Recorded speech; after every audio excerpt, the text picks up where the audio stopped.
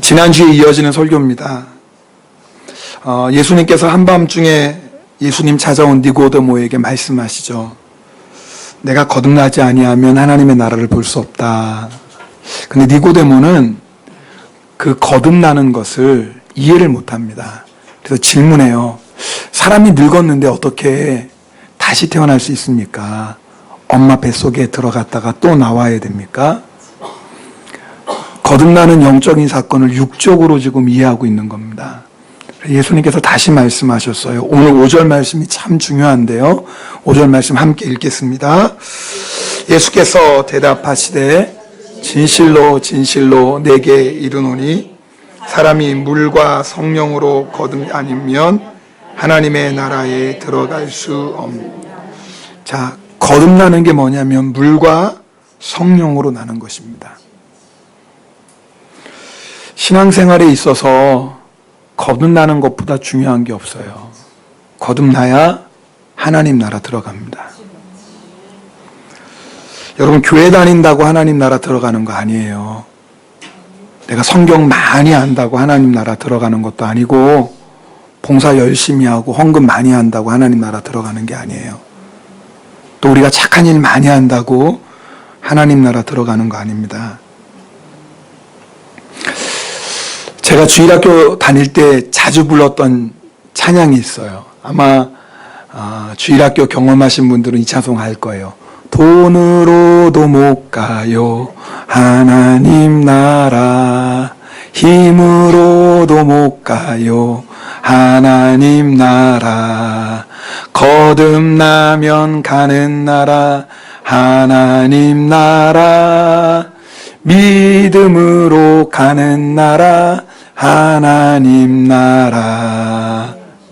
2절도 있어요. 공부 잘해도 못 가요 하나님 나라, 잘생겨도 못 가요 하나님 나라, 거듭나면 가는 나라 하나님 나라, 믿음으로 가는 나라 하나님 나라. 거듭나야 가요. 여러분, 이 말씀 참 중요한 말씀입니다. 우리의 신앙생활의 목적은 뭐냐면 거듭나는 거예요. 왜 예수 믿어요? 거듭나려고 믿는 거예요. 물론 거듭나는 것이 신앙생활의 전부는 아니에요. 아이가 태어나면 자라나야죠. 마찬가지로 거듭나면 예수님의 장성한 분량까지 우리의 믿음이 자라나야 돼요. 그러나 거듭나지 않으면 아무것도 없어요. 거듭나는 게 제일 중요해요. 거듭나지 않으면 우리의 모든 신앙생활은 그저 종교생활에 지나지 않아요. 아무 의미가 없다 그 말입니다. 일평생 목회하신 선배 목사님께서 목회자들 앞에서 그런 말씀을 잠깐 나누셨어요. 목사에게 있어서 가장 중요한 사명이 무엇일까요? 그러면서 이렇게 대답하십니다. 목사가 섬기고 있는 교회의 모든 성도들이 다 천국 갈 수 있도록 인도하는 것입니다. 물론 우리는 믿음으로 천국 갑니다. 그러나 목사가 해야 될 제일 중요한 일이 뭐예요? 모든 성도들이 다 어디 갈 수 있도록? 천국 갈 수 있도록. 정말 이런 걸 생각하면 정말 자다가도 깰 일이에요. 같이 열심히 함께 예배드렸어요. 주일날도 열심히 예배드렸어요. 봉사도 열심히, 헌금생활도 잘해요. 그분이 먼저 세상 떠나셔요. 당연히 천국 갔겠지 했는데 가보니까 안 계시다. 그러면 이것처럼 충격적인 일은 없습니다. 정말 있어서는 안 될 일입니다.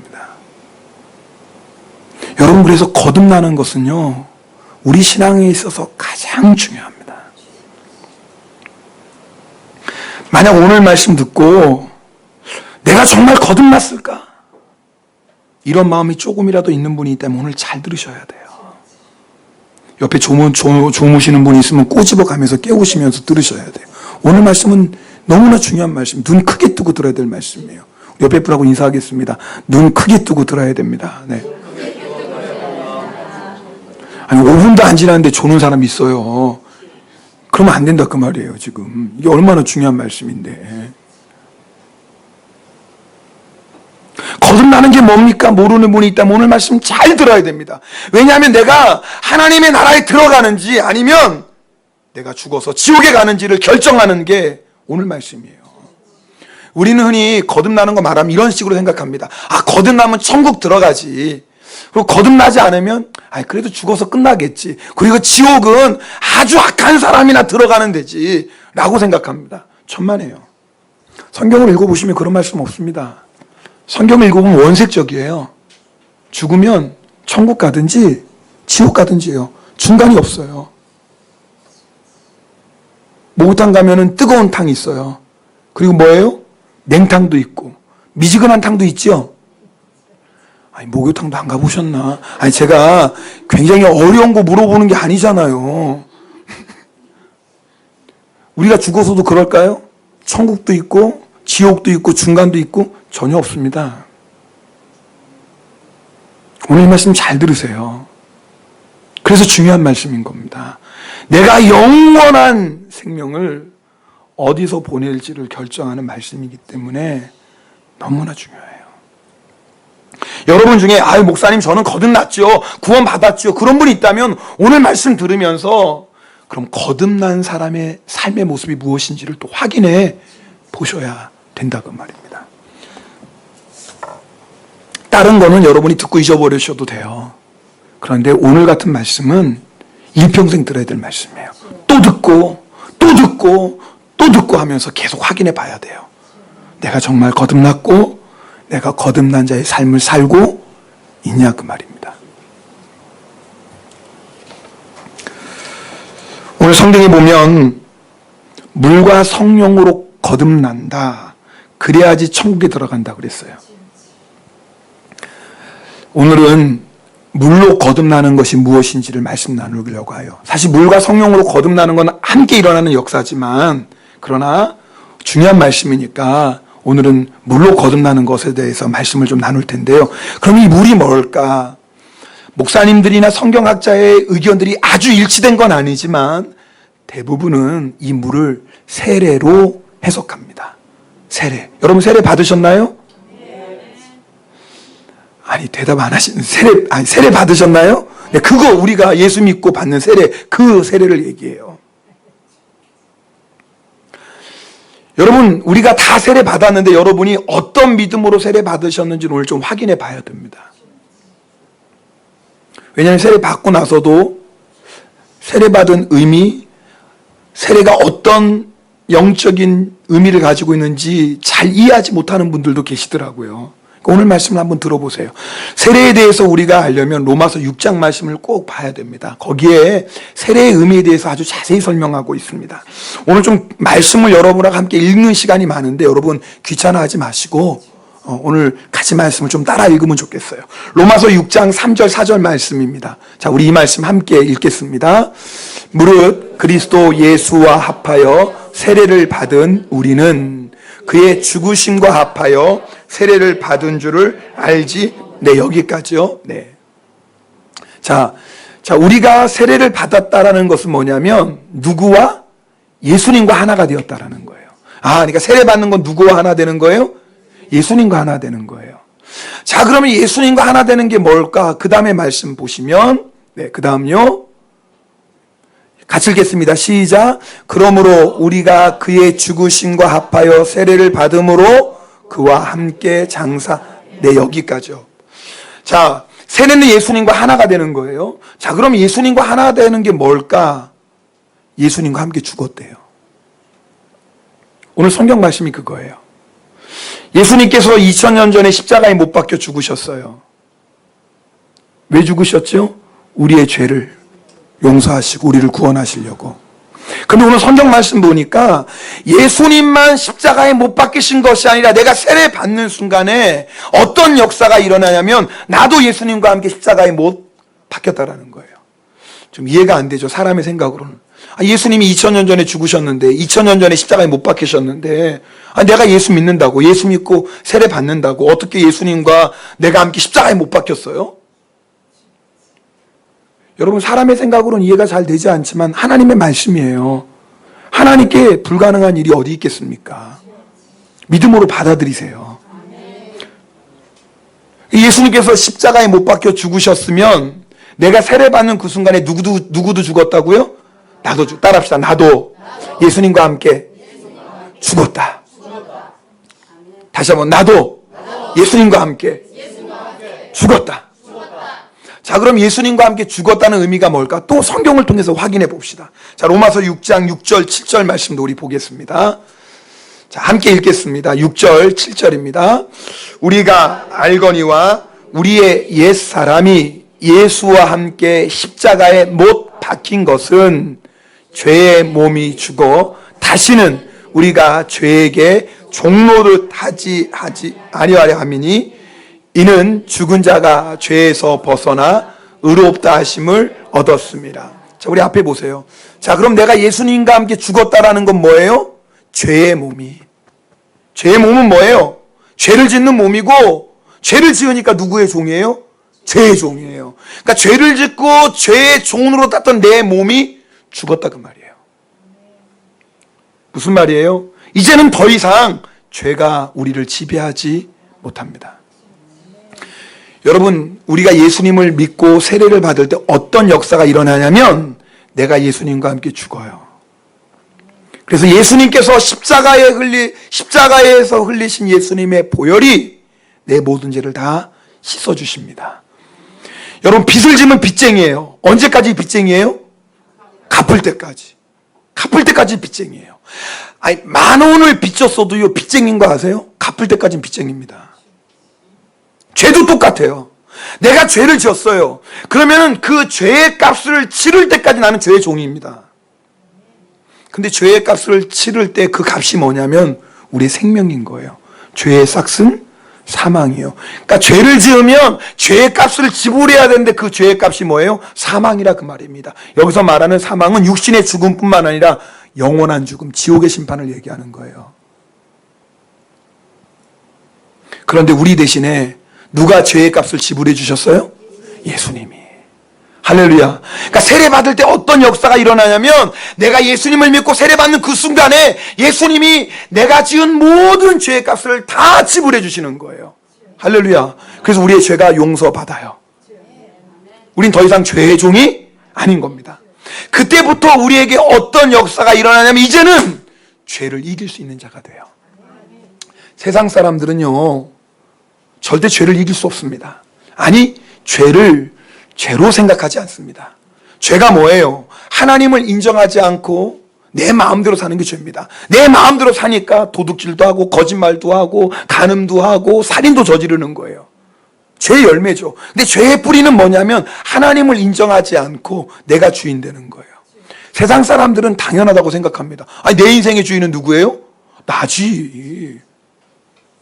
그래서 세상 사람들은 죄를 죄로 생각하지 않아요. 오늘 우리 김 집사님이 영성일기 나눠주셨어요. 여러분, 세상 사람들은 다른 사람이 안 보면 돼요. 안 보면 죄가 아니에요. 안 걸리면 죄가 아니에요. 들키지 않으면 죄가 아니에요. 그러나 믿음의 사람은요, 하나님의 말씀에서 떠나면 누가 보든 누가 모르든 누가 알든 상관없어요. 죄예요. 그런데 세상 사람들은 죄를 죄로 여기지 않기 때문에 당연히 회개도 하지 않고, 그러니까 뭐예요? 용서받을 길이 없는 거예요. 그리고 뭐예요? 일평생 죄의 종노릇하다가 지옥의 심판받는 겁니다. 그런데 내가 예수님을 믿고 세례를 받으면 어떤 역사가 일어나냐면 예수님의 보혈이 우리의 모든 죄를 다 씻어주셨어요. 이제 우리는 죄의 종이 아니에요. 그때부터 뭐예요? 죄와 싸우는 거예요. 할렐루야. 우린 죄와 싸우는 거예요. 기억할 것은 죄와 싸우면 반드시 죄를 이깁니다. 이것이 예수님과 함께 죽었다라는 거예요.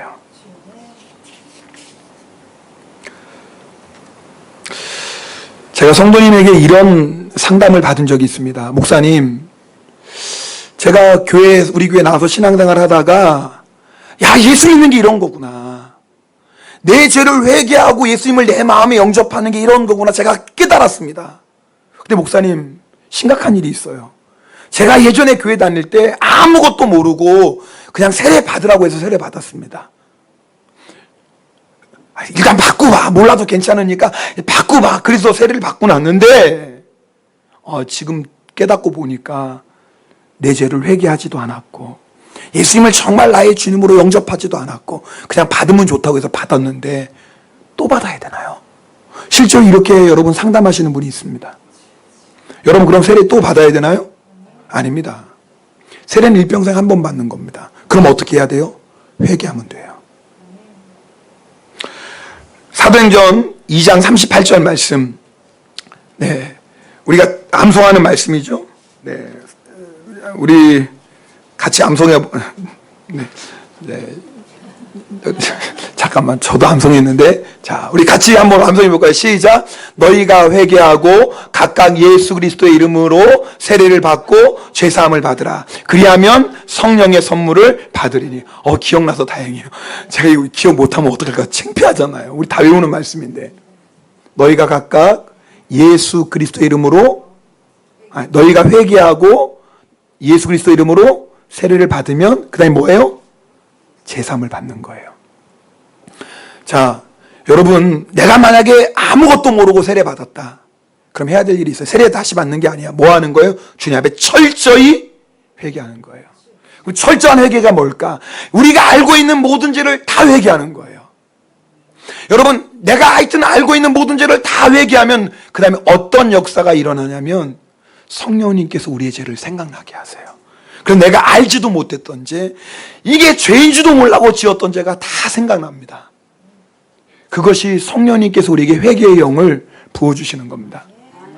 제가 예수님 처음 만났을 때 정말 거짓말처럼 제가 아주 어렸을 때부터 지었던 죄가 영화의 파노라마처럼 지나가는 거예요.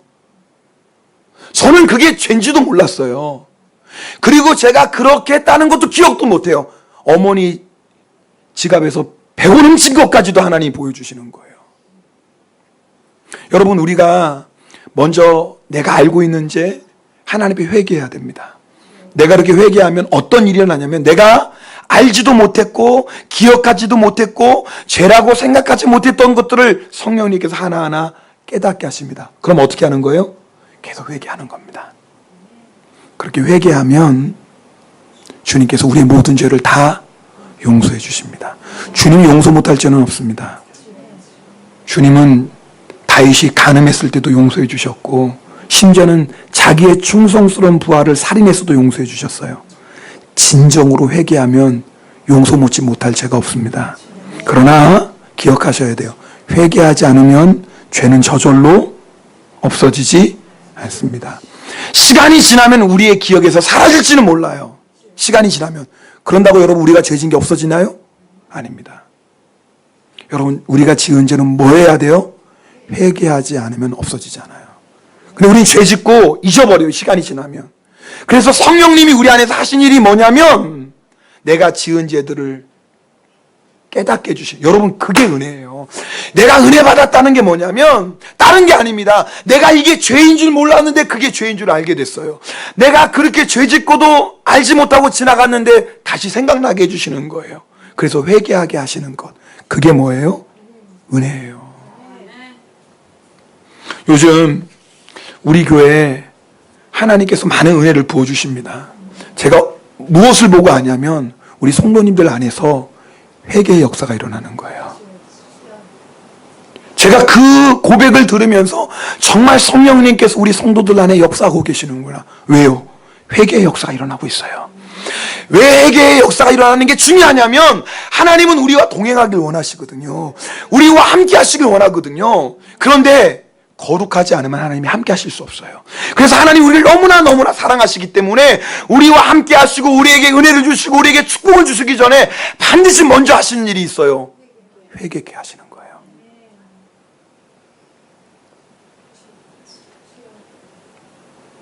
저희가 시골에서 할머니가 가끔씩 뻥튀기를 튀기십니다. 뻥튀기 아시나요?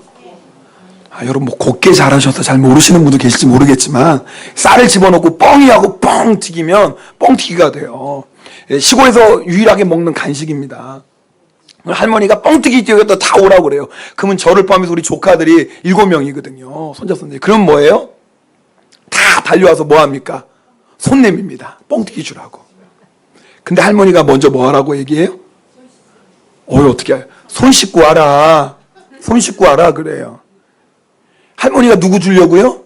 손자 손녀 주려고 뻥튀기 튀긴 거예요. 자기가 먹으려고 한 게 아니라. 근데 할머니가 주기 전에 먼저 뭐예요? 너 손 씻고 와라 그래요. 왜 회개하는 게 은혜인 줄 아십니까? 회개의 영을 부어주시는 게 왜 은혜인 줄 아세요? 하나님이 우리에게 너무나 좋은 것 주시려고 하세요. 그런데 너 손 씻고 와야지. 너 회개해야지. 그래야지 내가 너와 함께 하지. 그래야지 내가 네 손 붙잡아 주지. 그래야지 내가 너를 인도해 주지. 회개하는 게 은혜입니다. 그래서요, 거듭나는 게 뭐냐면 내 모든 죄를 주님 앞에 다 회개하고, 그러다 보면 성령님께서 나의 죄를 깨닫게 하시고 그 죄를 다 회개하고 예수님을 내 마음에 영접하는 것, 이게 거듭나는 거예요. 그래야지 하늘나라 갑니다. 그러니까 내가 뭣도 모르고 세례받았어요, 그런 분 걱정하지 마세요. 오늘 이 시간에 진정으로 회개하시면 됩니다. 그러면 회개는 거듭날 때만 하는 건가요? 아니요. 거듭난 성도는요, 매일매일 회개의 삶을 살아야 됩니다. 이제 우리는 거듭났기 때문에 온몸을 씻을 필요는 없지만 매일매일 발을 씻는 회개는 필요해요. 우리 요한일서 1장 9절 말씀 함께 읽겠습니다. 요한일서 1장 9절입니다. 만일 우리가 우리 죄를 자백하면 그는 미쁘시고 의로우사 우리 죄를 사하시며 우리를 모든 불의에서 깨끗하게 하실 것이요. 자, 앞에서부터 보세요. 이것은 사도 요한이 쓴 편지입니다. 자, 사도 요한이 초대교회 성도들에게 편지를 쓰는데 뭐라고 편지를 쓰냐면 들어보세요. 만일 너희가 너희 죄를 자백하면 그는 미쁘시고 의로우사 너희 죄를 사하시며 너희를 모든 불의에서 깨끗하게 하실 것이요. 이랬나요? 감을 못 잡으셨나 봐. 사도 요한이 이렇게 얘기했습니까? 다시 해야 되잖아요. 정신을 잘 차리세요. 사도 요한이 편지를 쓰는데 만일 너희가 너희 죄를 자백하면 그는 미쁘시고 의로우사 너희 죄를 사하시며 너희를 모든 불의에서 깨끗하게 하실 것이요. 이랬나요? 아니요. 그러지 않았어요. 뭐라고 했어요? 우리는 그랬어요. 이 말은 뭐예요? 우리 안에는 누구도 들어가는 거예요, 지금? 사도 요한도 들어가는 거예요. 아니, 사도 요한 같은 예수님의 제자, 환난과 핍박을 이겨내고 믿음을 지킨 사도 요한 같은 분도 회개해야 되나요? 그럼요, 회개해야죠. 비록 행동으로 나타나는 죄는 안 짓고 말로 짓는 죄는 안 지을지라도 우리의 마음과 생각에 떠오르는 죄에서 자유로울 사람이 어디 있겠냐 그 말입니다. 아무도 없지요. 그래서 사도 요한은 우리라고 얘기해요. 우리. 누구도 포함되는 거예요? 나도 포함되는 거예요. 예수 믿고 구원받은 사람은 회개할 필요 없습니다. 그런 거짓말에 속지 마세요. 성경에 그런 말씀이 어디 있어요? 사도 요한도 우리라고 고백하는데요. 거듭난 성도의 삶은 뭔 줄 아세요? 매일매일 회개하는 겁니다. 그러면서 우리는 더욱더 주님 앞에 거룩한 신부로 살아가게 됩니다. 세례는 예수님과 하나가 되는 겁니다. 예수님과 하나가 되는 것은 뭐예요? 예수님과 함께 죽은 겁니다. 뭐에 대해서 죽었다고요? 죄에 대해서 죽었다. 근데 그것이 끝이 아니에요. 죽었으면 이제 뭐 해야 돼요? 살아야죠. 옆에 분 손 꼭 붙잡고 인사하겠습니다. 죽었으면 살아나야 됩니다. 꽉 잡아요. 지금 죽은 분들이 몇 분 계세요, 지금. 꽉 손을 꼭 잡고. 자, 죽었으면 살아나야 됩니다.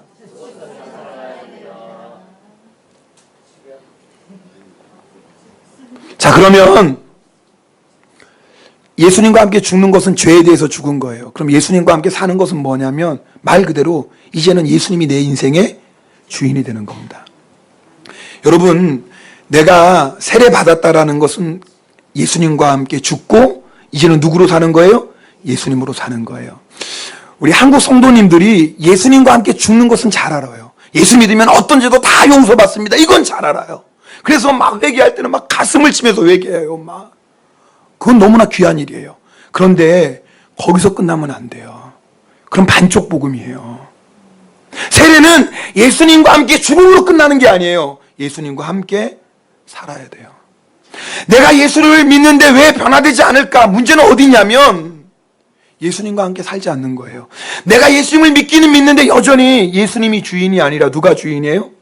내가 주인인 거예요.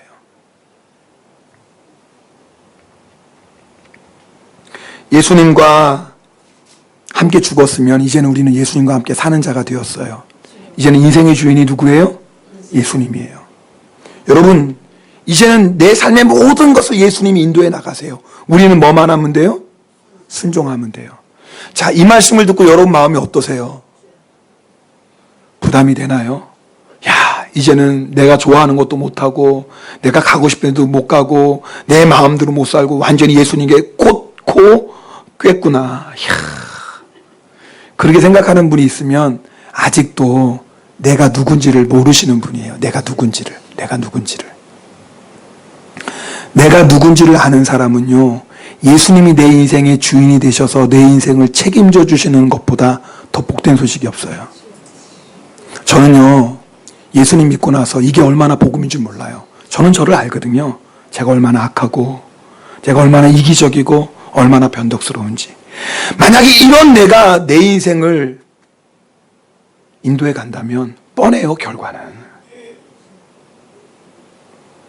늘 실패할 것이고 늘 문제를 일으킬 것이고 결국 나 혼자 망하는 게 아니라 우리 가족도 친구도 내가 사랑하는 우리 성도들도 다 힘들어지는 거예요. 이런 예를 한번 들어볼게요. 가족들과 함께 괌으로 여행을 떠났습니다. 근데 너무 아름다워요. 그래서 이 섬 한번 둘러보고 싶어서 큰 맘 먹고 경비행기 2시간 티켓을 끊었어요. 그 경비행기를 타면 2시간 동안 괌을 쭉 일주하는 거예요. 제가 탔다는 게 아니라 예를 드는 거예요. 가족들이 설레는 마음 가지고 경비를 타서 기다려요. 이제 조종사 오기를 기다리는데 조종사가 기다려도 안 오는 거예요. 조금 있다가 담당자가 와서 하는 말이 조종사가 배가 갑자기 아파가지고 오늘 운항을 못하겠다라는 거예요. 그래서 아무래도 힘들겠다라는 거예요. 어떻게 하겠어요? 조종사가 아파서 못한다고 그러니까. 그래서 비행기에서 내립니다. 당연히 환불을 해줄 줄 알았어요. 환불해 줄 줄을. 근데 환불이 안 된다라는 거예요. 계약이 그렇다라는 거예요. 그 대신에 내일 타라는 거예요. 내일 나는 일본에 돌아가야 되는데 안 됩니다. 전 내일 일본에 가야 되기 때문에 이 비행기표도 다 끊었고 연기도 안 되니까 환불해 주세요. 담당자 절대 환불 안 된다라는 거예요. 이 싸움이 오고 가는 예상이 그림이 그려지죠? 목소리가 막 오고 가고 그러다가 나중에 이 담당 직원이 조롱하는 듯 얘기하는 거예요. 전 그렇게 보고 싶으면 내가 이 비행기 키 줄 테니까 당신이 운전해가지고 보세요. 담당이 너무 화가 나가지고. 자, 그때 그 얘기를 듣고 오기가 생겨서 내가 이거 운전하러 못할 줄 알아? 내가 참 나를 우습게 하네. 그리고 비행기를 운전해서 갔다. 지혜로운 사람이에요? 어리석은 사람이에요? 이거 어리석은 것 아니에요. 죽으려고 작정한 사람이에요. 자기 혼자 죽는 것으로 안 끝나요. 가족 다 죽어요. 여러분 그런 일이 있어요? 없어요? 말도 안 되는 일입니다. 그런데 잘 생각해 보세요. 실제로 우리가 그렇게 인생을 산다니까요. 내 인생의 핸들을 내가 붙잡아요. 여러분 내일 일 우리가 계획은 세울 수 있어요. 예상은 할 수 있어요. 그러나 내일 일은 아무도 몰라요. 저는요 내일 일을 알 수 없다라는 것을 직접 경험한 사건이 있어요. 아마 여러분하고 예전에 간증했던 거예요. 제가 대학교 때 우리 교회 청년들과 함께 같이 수련회 갔어요. 찬양팀이. 겨울이었는데 그 춘천에서 이제 돌아오는데 가평 쪽을 지나서 겨울에 근데 눈이 내렸거든요. 근데 버스 운전사가 너무 막 스피드를 내서 운전하는 거예요. 그래서 그러잖아요. 교회 형과 얘기하면서 형, 이 운전자 왜 이렇게 속도를 내지? 그런데 아니나 다를까 이 버스가요 커브를 트는데 너무 빨리 틀어서 너무 속도가 빠르니까 커브를 못 틀고 옆에 콘크리트 벽을 꽝 받은 거예요. 근데 다행히도 탕 받고 이대로 넘어졌으면 사상자가 굉장히 많았을 거예요. 근데 탕 받았는데 달리는 속도가 있어서 제게 한 15m 되는 것 같아요. 20m. 쭉 이렇게 이거 이 뭐라고 그래요? 아니 나나매가 돼서 이제 한국말도 안 나오네. 이게 뭐예요? 옆으로 비스듬히. 아우 죄송해요 제가 이 비스듬히. 그러니까 일본에 오래 살면 한국말도 못하고 일본말도 못한다니까요. 또 일본어 설교할 때는 일본말이 안 나와요. 이 참이 이 비스듬히 가가지고 20m에서 딱 넘어진 거예요. 아수라장이죠. 그래도 제가 그중에 젊은 사람 하느니까 전 다친 데가 없어서 거기 있는 이게 환자들을 나눴어요. 이렇게 제가 함께. 그럼 참 기특해요. 그래서 나누는데 제가 지금도 잊지 못하는 게 있어요. 한 사람을 딱 안았는데 목이 턱 뒤로 젖혀지는 거예요. 그러면서 옆에 있는 그 119 대원이 그 사람 놔두세요. 이미 갔습니다. 그런 거예요. 제가 나중에 병원에 가서 이제 병원에 가야 되지 않습니까? 그 얘기를 들었어요. 그 죽은 사람이 누구냐면 동네에 부부 둘이 그러니까 친한 사람 두 사람이 서울에 있는 한양대학 병원을 가는 길이었어요. 왜 가냐면 그 동네에 친하게 지냈던 한 사람이 죽을 병에 걸린 거예요. 시한부 선고 받은 거예요. 그래서 둘이 어떤 얘기 하냐면 아이고 불쌍하다. 아이고 아직도 팔팔하게 살아야 되는데 어머니 그 병 걸려서 어떻게 죽었네. 큰일 났다. 참 불쌍하다. 그리고 막 서로 얘기했어요. 얘기하는 중간에 이 버스가 벽에 부딪히면서 옆에 있는 사람은 직사를 한 거예요. 그 자리에서. 제가요 직접 그 상황 속에 있으면서 뭘 느꼈냐면 이게 인생인가? 그 사람이 앞으로 6개월밖에 못 삽니다. 그 얘기 듣고 야, 그 사람 불쌍하다 얘기하면서 자기가 몇 분 뒤에 죽을 건 몰라요. 여러분 그게 인생입니다. 내일요? 1년 뒤요? 누가 장담해요? 그런데 내 인생의 핸들을 내가 잡고 가요? 얼마나 위험한 줄 아십니까?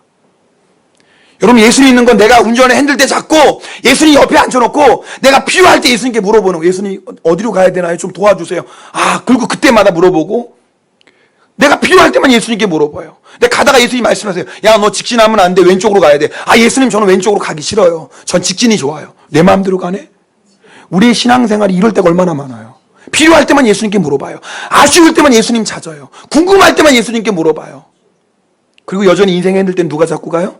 내가 갖고 가는 거예요. 잠언 14장 12절의 말씀에 사람의 보기에는 필병 바른 길일지라도 그 길이 무슨 길이라고요? 사망의 길이라고 그랬어요.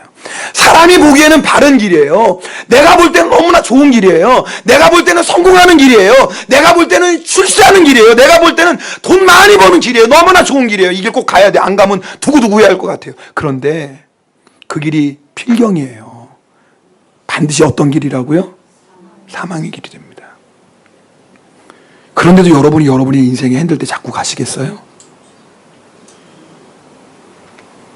예수님으로 사는 것은 이제는 내 힘들 때를 누구에게?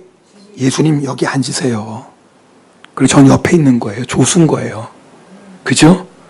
예수님 목마르다 그러면 물 드리고 좀 시장하시다 보면 간식도 좀 드리고 우리가 할 일은 그거밖에 없어요. 운전은 누가 하시는 거예요?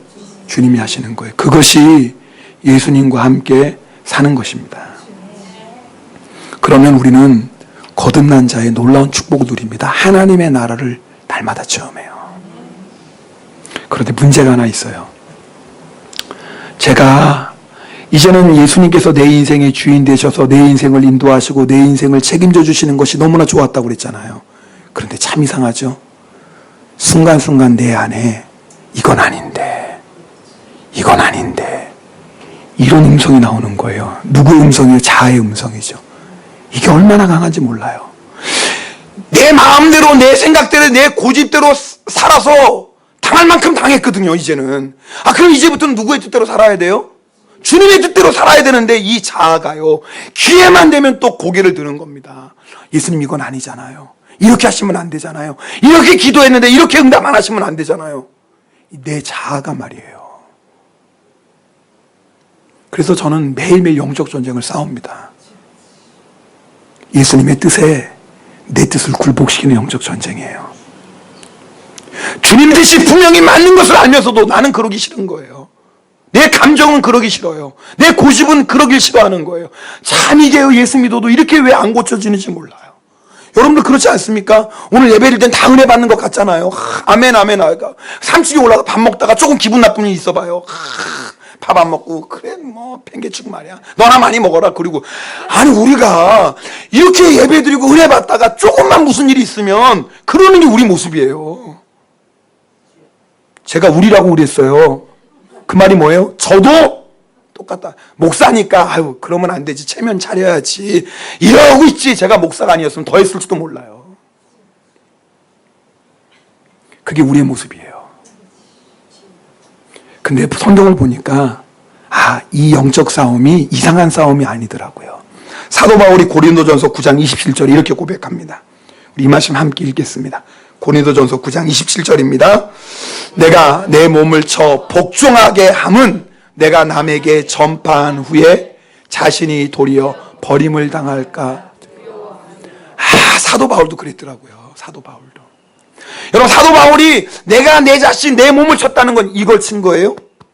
가슴을 친 거 아니죠? 하나님의 뜻에 거스르는 자아를 계속 대적했다 그 말이에요. 이게 우리의 영적 싸움이에요. 죽을 때까지 이렇게 싸울 겁니다. 왜냐하면 우리가 천국 가는 그날까지는 여전히 내 고집대로 하고자 하는 자아가 여전히 남아있어요. 가만히 놔두면요 이게 점점 고개를 듭니다. 가만히 놔두면, 그리고 가만히 놔두면 이게 뭐예요? 점점 커집니다. 그리고 가만히 놔두면 이게 뭐예요? 알고까지라도 해칩니다. 뿌리를 뽑아버려야 돼요. 뿌리를 어떻게 해요? 예수 그리스도의 보혈의 능력으로. 주의 보혈로 승리했다고 그랬잖아요. 내 안에 있는 자아, 예수 그리스도의 십자가의 보혈로 정결하게 씻음 받고 또 성령의 능력 받고 매일매일 싸우는 거예요.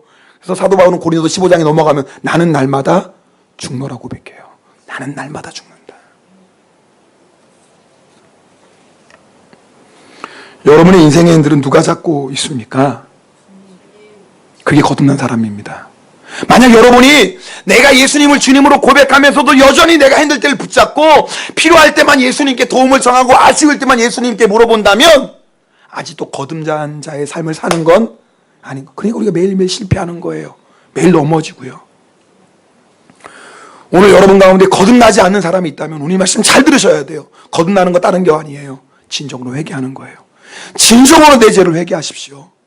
그러면 반드시 성령님께서 우리가 지었던 죄, 모르고 지었던, 알고 지었던, 잊어버렸던 것들 다 생각나게 해주십니다. 그럼 회개하시는 거예요. 회개하시면 주님 보혈이 우리의 모든 죄를 다 씻어주십니다. 그리고 예수님을 영접하는 거예요. 그러면 물로 거듭나는 겁니다. 근데 거듭나는 거기서 끝나는 게 아니라고 그랬어요. 이제는 누구와 함께 사는 거예요? 예수님과 함께 사는 겁니다. 이제는 여러분이 예수님께 여러분의 인생 핸들을 내어드리십시오.